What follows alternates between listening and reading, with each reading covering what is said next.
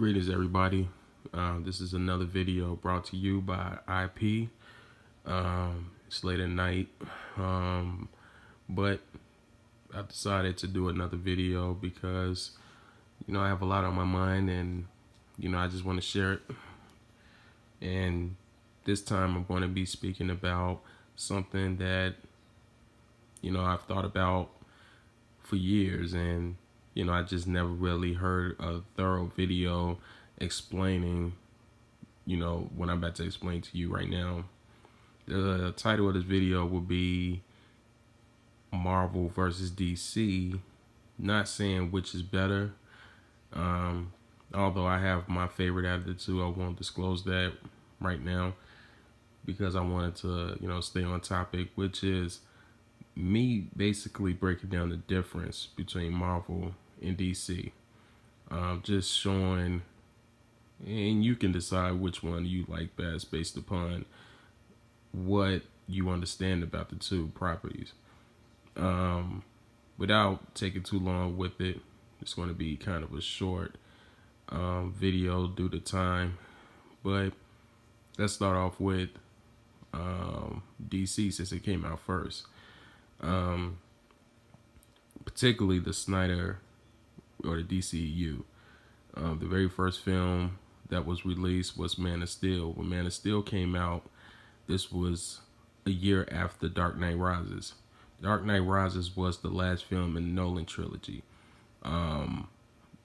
They heavily emphasize the idea of realism, which is basically taking real life scenarios and just basically places superheroes in that scenario, but the situation that the hero is in, they want you to feel as if it can happen to you. Like, say, for example, in Dark Knight Rises, when the riot was happening, where the poor was going against the rich, around that same time, there was this March on Wall Street where they were having the fuss with, the college kids, basically, who were enraged because of the debt they've accumulated through loans, and they were upset at who they would claim to be the 1% of people who own 99% of the country's wealth. But that's a whole nother story. But that was basically that was really the motivation behind that scene. Fast forward, when Man of Steel came out, a lot of discussions about UFOs and basically life on other planets, which most people who are considered conspiracy theorists would, post videos frequently about. And they were gutsy in how they addressed it because, they basically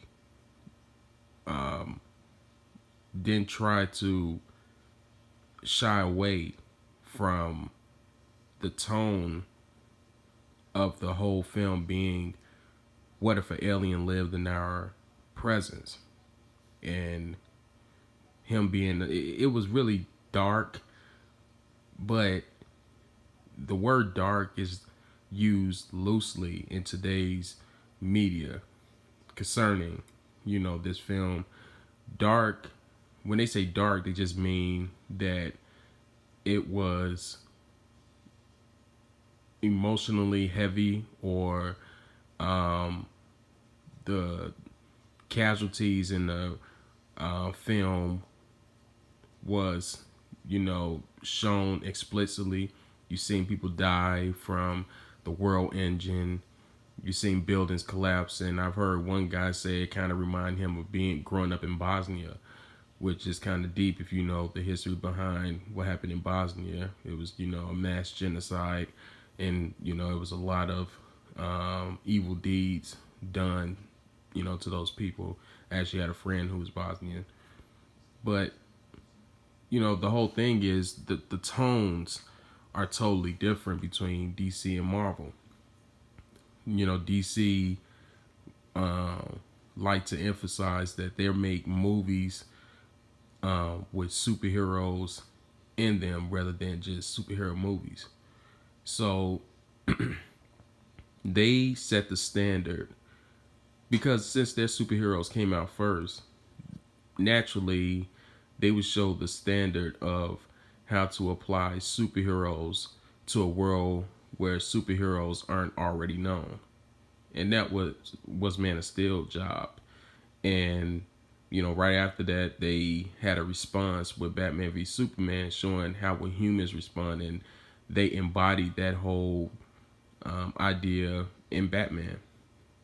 So, and then afterwards, you have more about the metahumans, Suicide Squad, and then you had the movie Wonder Woman, and now we fast forward the last film that came out with Shazam, and they're dealing with you know a world where now they recognize aliens exist and things of that nature, but they still keep the realism a part of it by showing these individuals in certain scenes experience supernatural